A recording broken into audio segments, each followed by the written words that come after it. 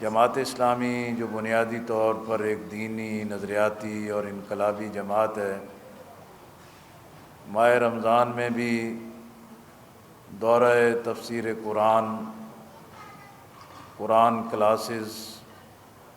شب تربیت،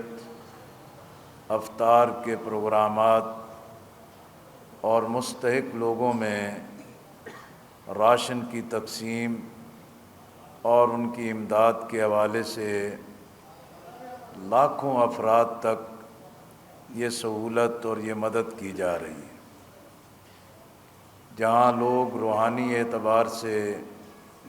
ماہ رمضان کی برکتوں سے مستفید ہوں، وہیں ہمارے اندر وہ لوگ جو مستحق ہیں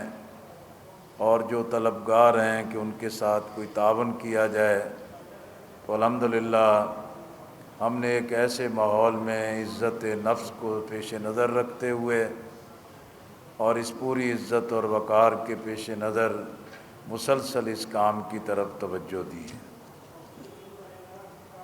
پاکستان اس وقت ایک بڑے سیاسی، آئینی اور اقتصادی بحرانوں سے دوچار ہے۔ حکومت بھی، ریاست بھی، عدلیہ بھی اور اسٹیبلشمنٹ بھی باہم دست و گریبان ہے۔ عام آدمی پس رہا ہے۔ سیاسی بحران عدالتوں سے نہیں حل ہو سکتے اور سیاسی بحرانوں کا حل فوجی بیرکوں کی دہلیز پر سجدہ ریزی کے ذریعے حل نہیں ہو سکتے۔ سیاسی بحران محض اسٹیبلشمنٹ سے اپیلیں کر کے ممکن نہیں ہو سکتی۔ اس لیے سیاستدانوں کو ہی بالآخر سیاست کے بحرانوں کا حل تلاش کرنا ہوگا۔ حقیقت یہ ہے کہ سیاستدان اور مقتدر سیاستدان جنہیں اقتدار بھی ملتا ہے، اختیار بھی ملتا ہے، کرسی پر بھی بیٹھتے ہیں، لیکن وہاں بھی ڈیلیور نہیں کر پاتے، اور اس وقت بھی ان کی نااہلی اپنی انتہا کو ہے، جس کی وجہ سے مستقبل کے بارے میں بے یقینی، پریشانی اور تاریکی بڑھتی جا رہی ہے۔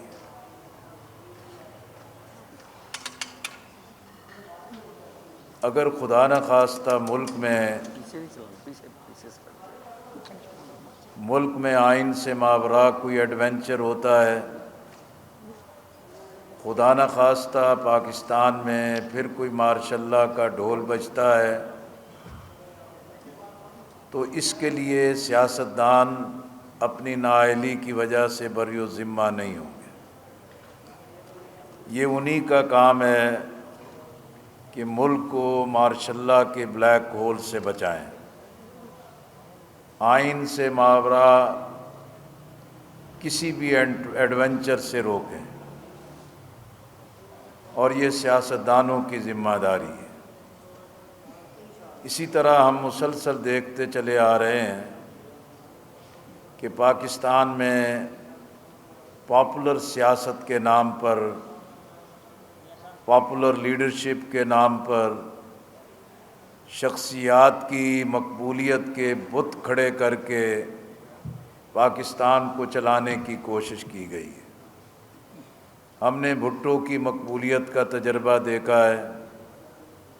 نواز شریف کی مقبولیت کا عروج دیکھا ہے، اور عمران خان صاحب کی مقبولیت کی بھی دیوانگی دیکھتے چلے آ رہے ہیں۔ لیکن عملاً ہم دیکھیں کہ عمران خان صاحب نے جس جد و جہد کا دعویٰ کرتے ہیں، لیکن حقیقت کی تصویر یہ ہے کہ انہوں نے حکومت میں آنے کے بعد بھی ڈیلیور نہیں کیا، اور اقتدار میں ایسی پرفارمنس نہیں دی کہ جس سے ریاست کے ادارے مستحکم ہوں، جمہوریت، سیاست اور پارلیمنٹ کا نظام مستحکم ہو۔ اسی طرح جو اقتصادی اور معاشی مسائل ہیں پوری قوم کے سامنے ہیں کہ بار بار وزراء بھی اور اقتصادی ٹیم بھی بدلتی رہی، لیکن ملک کی اقتصادی صورتحال قابو میں نہ آئی۔ دعویٰ کیا گیا کہ دنیا میں پاکستان کے پاسپورٹ کی عزت بنے گی، لیکن عملاً ایک تذلیل کی طرف دھکیل دیا گیا ہے۔ کشمیر پر یا تو سودے بازی کر گئے یا کسی خاص دباؤ کے تحت ایک مجرمانہ خاموشی اور غفلت اختیار کی گئی۔ سیاست میں بد تہذیبی، بد کلامی اور پگڑی اچھالنا اور انتقامی رویے، یہ پہلے سیاست میں کبھی بھی ایسا نہیں تھا۔ اسی طرح نہ ہی حکومت چلی ہے، اور اپوزیشن میں بھی رہتے ہوئے وہ من پسند اپنے اعلانات اور دعوے اور اقدامات کرتے ہیں، جس سے حالات سنبھلنے کی بجائے اور گمبھیر ہو گئے، اور عمران خان صاحب اپنی مقبولیت کا ایک غیر حکیمانہ استعمال کر رہے ہیں، اور اپنی ضد اور انا اور ہٹ درمی کی وجہ سے وہ سیاست کو بند گلی کی طرف دھکیلتے چلے جا رہے ہیں۔ اسی طرح ملک میں عدم اعتماد کی تحریک کے بعد اتحادی حکومت اقتدار میں آئی ہے، برسر اقتدار آئی ہے، اور 1 سال انہوں نے بھی اقتدار کا مکمل کر لیا ہے۔ لیکن اس پوری مدت میں حقیقت یہ ہے کہ سیاست مزید بے وزن ہوئی ہے، سیاست کو مزید رسوائی دی گئی ہے، اور یہ جو توقع کی جا رہی تھی کہ یہ بڑا تجربہ رکھتے ہیں اور ملک کو بحرانوں سے نکالیں گے، میاں شہباز شریف کی قیادت میں اتحادی حکومت بھی ہر محاذ پر ناکام ہے۔ آج روپے کی بدترین گراوٹ ہے، افراط زر جو ہے تقریباً 36% تک پہنچ چکا ہے۔ پیداواری لاگت جو ہے کہ ناقابل برداشت ہے، برآمدات گر رہی ہیں، اور درآمدات کے لیے تو کوئی کھپنے کی چیز ہی نہیں ہے کہ اس کے لیے کوئی لوگوں کی طلب موجود ہو۔ اگر لوگوں نے باہر سے کوئی مال منگوایا بھی ہے تو ڈالرز کے ریٹ نے، ڈالرز کی عدم دستیابی نے پوری تجارت، صنعت اور پوری معیشت کا پہیہ جام کر دیا ہے۔ اسی طرح بجلی کا جو بل ہے، پیٹرولیم کی مصنوعات کی جو قیمتیں ہیں، یہ ناقابل برداشت ہو گئی ہیں۔ ادویات کی قیمتیں بے پناہ بڑھ گئی ہیں، اور اسی طرح جو جان بچانے کی اہم ترین ادویات ہیں، یا تو ان کی قلت ہے، عدم دستیابی ہے، یا ان کی قیمتیں لوگوں کی پہنچ سے بھی باہر ہو چکی ہیں۔ اسی طرح ہم دیکھیں کہ IMF کی جو خوفناک اور بدترین شرائط کا ہر مرحلہ تسلیم کر لیا گیا ہے، عوام کا خون نچوڑ لیا گیا ہے، ہڈیوں کا گودا نچوڑ لیا گیا ہے، لیکن ابھی تک حکمران IMF کے ساتھ معاہدے پر بھی عمل درآمد معاہدہ بھی نہیں کروا سکے، اور نہ ہی پاکستان کے لیے ڈیفالٹ کے جو خطرات ہیں ان کا کوئی مکمل خاتمہ کر سکے ہیں۔ مجموعی طور پر ہم دیکھیں تو یہ حکومت جو ہے وہ مکمل طور پر ناکام ہے، اور اسی وجہ سے انتخابات سے فرار کے راستے تلاش کر رہے ہیں۔ عوام کا سامنا کرنا ان کے لیے ممکن نہیں ہے۔ انتخابات کی صورتحال یہی ہے کہ اس مسئلے پر عدلیہ تقسیم ہے۔ ہمارا مسلسل موقف رہا ہے کہ اگر عدلیہ سیاسی مقدمات پر توجہ دیتی رہے گی، اس سے وہ اپنی عزت بھی گنوائیں گے اور سیاست کے مسائل بھی حل نہیں ہو سکیں گے۔ آج اسی وجہ سے جو تقسیم کی وجہ سے ایک خوفناک نتائج ہیں،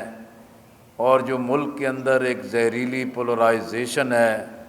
وہ اب میڈیا کی سطح پر بھی ابھر آ گیا ہے اور عدلیہ کی سطح پر بھی ایک ابھر آئی ہے،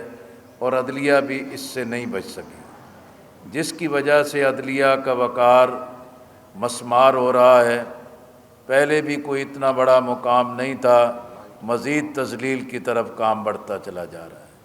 ہم سمجھتے ہیں کہ عدلیہ کو خود ہی اپنی عزت اور وقار کی بحالی کے لیے کردار ادا کرنا ہوگا۔ ہم چیف جسٹس آف پاکستان اور جسٹس فائز عیسیٰ کی ملاقات کا بھی خیر مقدم کرتے ہیں، اور میں سمجھتا ہوں کہ اس اقدام کے بعد اب ضرورت ہے کہ یہ جو بینچوں کا تنازع ہے اور بینچوں کا ایک متنازع فیصلہ ہے، اور انتخابات کی تاریخ دینے کے بعد اگر اثر نو اپنے فیصلے پر عمل درآمد کی بھی کوئی شکل بھی پیدا کی جائے تو اب پارلیمنٹ اور عدلیہ آمنے سامنے لا کے کھڑی کر دی گئی۔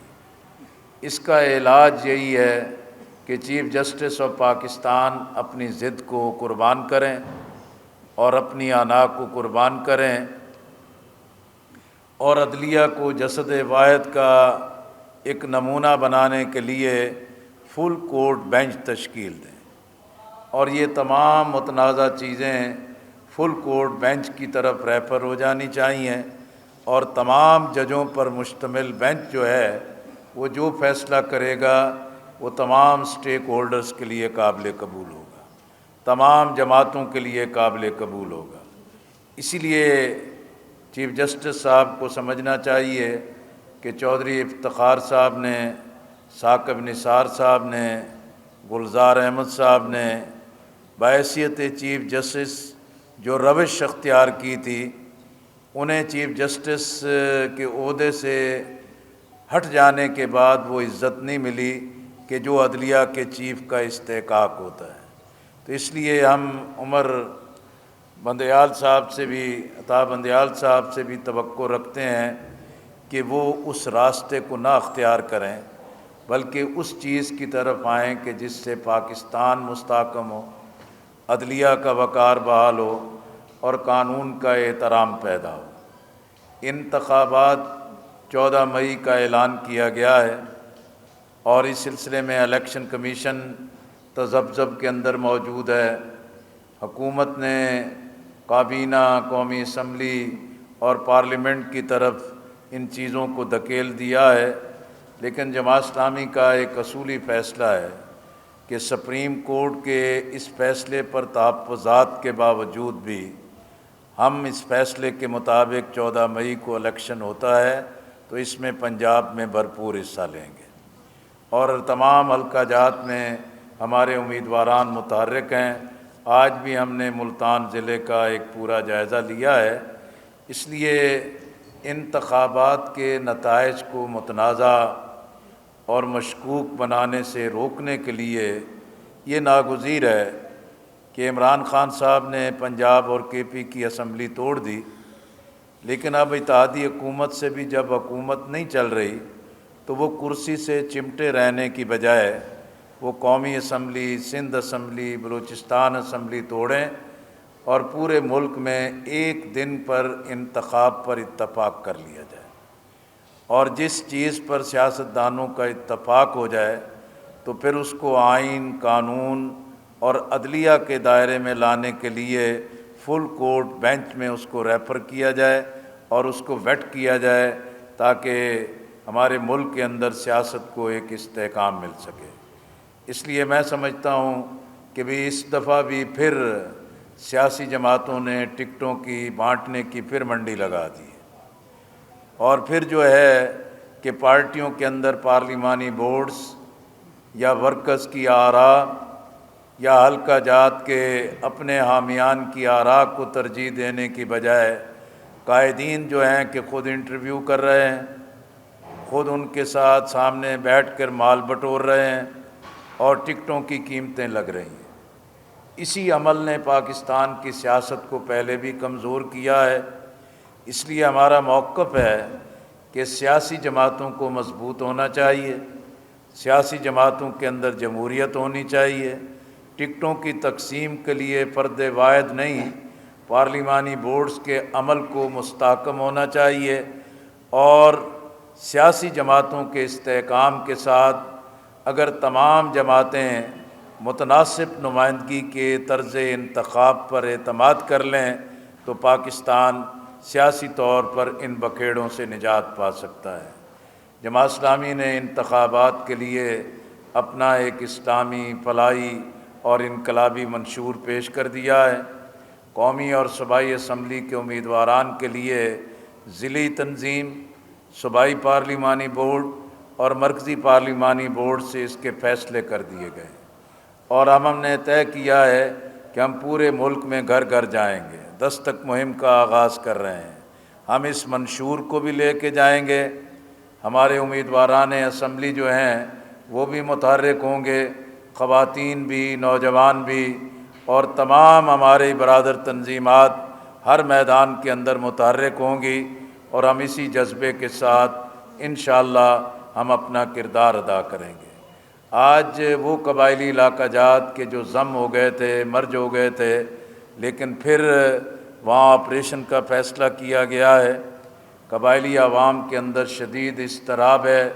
ہمارا موقف ہے کہ جو دہشت گردی کے خاتمے کے لیے قومی ایکشن پلان بنا تھا، اس پر عمل درآمد کے لیے جب ہاتھ روک لیا گیا تو ملک میں دہشت گردی نے پھر سر اٹھایا ہے۔ ہمارا موقف ہے کہ جب افغانستان میں امریکہ کو شکست ہو گئی، افغان عوام کو فتح مل گئی، طالبان کو کامیابی مل گئی، اگر عمران خان صاحب اسی مرحلے پر افغان عوام کی کامیابی کو اور طالبان کی حکومت کو تسلیم کر لیتے تو آج پاکستان کے لیے افغانستان کی سرزمین گرم نہ ہوتی۔ آج بھی ہمارا حق یہ ہے کہ ہم اندرونی محاذ پر تمام جماعتوں کو اکٹھا کریں کہ جنہوں نے قومی ایکشن پلان کی منظوری دی تھی اور اس کے عمل درآمد کے سکم کو دور کیا جائے۔ افغانستان کے ساتھ اپنے تعلقات کو ٹھیک کرنے کے لیے افغان حکومت کو تسلیم کیا جانا چاہیے۔ ہم سعودی عرب اور ایران کے تعلقات، ہم سعودی عرب اور شام کے تعلقات، ہم سعودی عرب کی طرف سے یمن میں جنگ بندی کے اعلان اور عمل کا بھی خیر مقدم کرتے ہیں۔ اس سے کہیں بڑا حق بنتا ہے کہ پاکستان افغانستان کے ساتھ اپنے تعلقات اور اپنے رویوں کو ٹھیک کرے۔ کشمیر، حقیقت یہ ہے کہ ہماری عدم توجہ کی وجہ سے بھارتی فاشزم سر چڑھ کے بول رہا ہے۔ مسئلہ کشمیر پر بھی اور مسئلہ فلسطین پر بھی اور اسرائیل کے بارے میں تجارت اور تسلیم کرنے کے جو شکوک و شبہات ہیں اسے دور کرنے کا ایک ہی علاج ہے کہ پارلیمنٹ میں مسئلہ کشمیر پر، مسئلہ فلسطین پر دو ٹوک پالیسی اور حکمت عملی ترتیب دی جانی چاہیے۔ میں آپ سب کا شکریہ ادا کرتا ہوں اور میں پوری قوم کو یقین دلانا چاہتا ہوں کہ جماعت اسلامی نے ہر میدان میں، ہر محاذ پر عوامی خدمت بھی انجام دی ہے اور جہاں بھی ملک کی سلامتی، اس کی نظریاتی جغرافیائی سرحدوں کی حفاظت کے لیے ضرورت پڑی ہے، ہم نے ہر قربانی پہلے بھی دی ہے اور انشاءاللہ ووٹ کی طاقت کے ساتھ، عامت الناس سے رابطے کے ساتھ اور اپنے اسلامی انقلابی منشور کے ساتھ پاکستان کی سیاست میں انشاءاللہ ہم اپنا ایک جوہری، مثبت اور انقلابی کردار ادا کریں گے۔ میں آپ سب کا خیر مقدم بھی کرتا ہوں، آپ سب کا شکریہ بھی ادا کرتا ہوں۔ اللہ تعالیٰ اس ماہ رمضان کو ہمیں مستفید ہونے کی توفیق عطا کر دے۔ وآخر دعوانا ان الحمد للہ رب العالمین۔